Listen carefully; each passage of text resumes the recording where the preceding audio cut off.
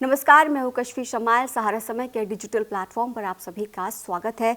दोस्तों, भारतीय कुश्ती महासंघ के पूर्व प्रमुख और बीजेपी के नेता ब्रजभूषण शरण सिंह की मुसीबतें कम होने का नाम नहीं ले रही, बल्कि जैसे जैसे दिन करीब आ रहा है उनकी मुसीबतें और भी ज़्यादा बढ़ेंगी। जी हां, आपको बताते चले कि राउज एवेन्यू कोर्ट ने जो है ब्रजभूषण के खिलाफ महिला पहलवान यौन शोषण मामले में आरोप तय कर दिए हैं।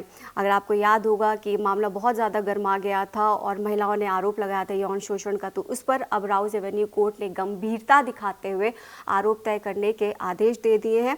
और फिलहाल उस पर 6 मामले चल रहे थे। 6 में से 5 पर जो है पर्याप्त सबूत मिल चुके हैं, 6ठे को अभी खारिज कर दिया गया और ये सभी मामले धारा 354 और 354D के अंतर्गत लगाए गए हैं। तो आपको बताते हैं कि धारा 354 जो होता है उसके अंतर्गत किसी भी महिला की लज्जा को भंग करना और उसको प्रताड़ित करना और अपनी शक्तियों का दुरुपयोग करके उसको तंग करना, ये इसके अंतर्गत आता है। और अगर किसी महिला ने शिकायत कर दी तो फिर उस पर जेल भी हो सकती है, सख्त कार्रवाई हो सकती है। इसमें 1 साल से 5 साल तक की सज़ा हो सकती है। और जो धारा 354D है उसके अंतर्गत अगर किसी महिला को सोशल मीडिया पर कोई स्टॉक कर रहा है या उसको मेल्स के थ्रू कोई परेशान कर रहा है तो इस पर 1 से लेकर 5 साल तक की सज़ा है। साथ ही साथ उस पर जुर्माना भी लग सकता है।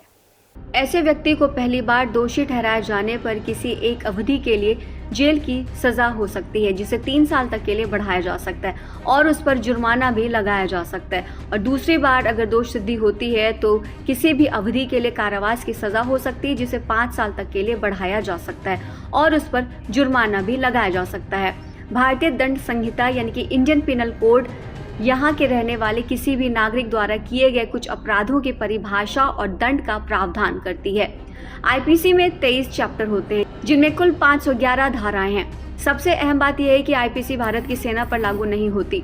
पहले जम्मू कश्मीर में आईपीसी के स्थान पर रणवीर दंड संहिता यानी कि आरपीसी लागू होती थी। आईपीसी ब्रिटिश काल में सन 1862 में 1 जनवरी को लागू हुई थी। इसके बाद समय समय पर इसमें संशोधन होते रहे। खासतौर से भारत के आज़ाद होने के बाद उसमें बड़ा बदलाव किया गया।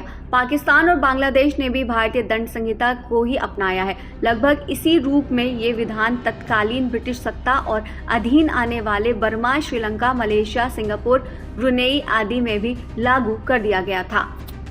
ब्रजभूषण शरण सिंह का जब ये मामला सामने आया था यौन उत्पीड़न का, तो आपको याद होगा कि आम जनता से लेकर के पॉलिटिक्स तक जो है बहुत ज़्यादा गहमा गहमी मच गई थी और लोगों ने अपना गुस्सा दिखाने के लिए प्रदर्शन भी किए थे। खासकर जो महिलाएं थी वो सड़कों पर आई थी और जो महिला पहलवानों का समर्थन करने के लिए बहुत लोग सामने भी आए थे। पॉलिटिशियन सामने आए थे, बॉलीवुड से भी लोग सामने आए थे। तो अब इस मामले में ऐसी उम्मीद लगाई जा रही है कि जो महिला पहलवान है उनको इंसाफ मिलेगा और ब्रजभूषण के खिलाफ सख्त से सख्त कार्रवाई की जाएगी। ताज़ा अपडेट्स के लिए बने रहिए सहारा समय डिजिटल के साथ।